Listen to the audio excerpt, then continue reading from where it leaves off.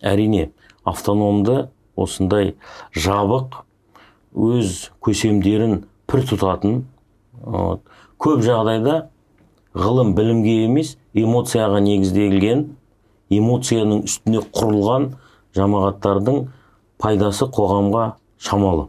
Жалпы уағызшылар туралы айтатын болсақ, біздің көптеген уағызшыларымыз таяу шығыстағы өнімдерді, таяу шығыстағы уағыз насихаттарды тыңдайды да, соның копиясын жасайды көп жағдайда. Таяу шығыстың бір ерекшелігі, сол жақтағы діндарлықтың бір ерекшелігі, олар дінді мейлінше бір сезім ретінде, бір сериал ретінде, бір эмоциялар ретінде уағыздайды. Бұл таяу шығыстың проблемасы, үлкен проблемасы. Өте атақты уағызшылар бар о жақта. Уағыздың енді 70-80% эмоция. Содан дін бір белгілі деңгейде сериалға ұқсап кетеді.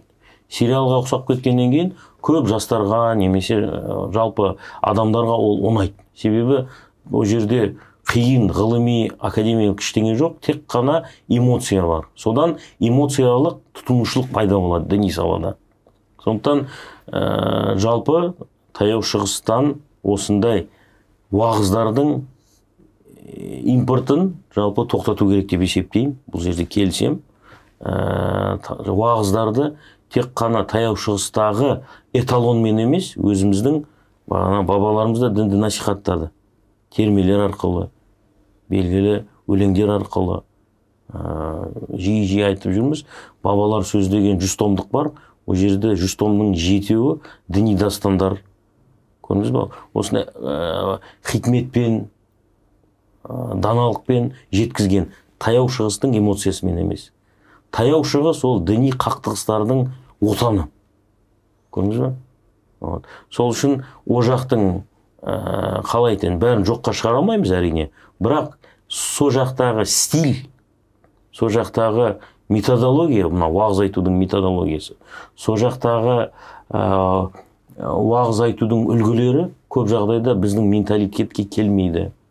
Сол үшін орта таяу шығыстан алып келген уағыздың модельдерін жастарымыздың арасында тарағаннан кейін біздің жастарымызда мәдени тұрғыдан көп жағдайда ұлттық тұрғыдан қазақ, бірақ мәдени тұрғыдан кейде араб, Пакистан, немесе түрк, немесе басқа да ұлттарға көбірек ұқсайды.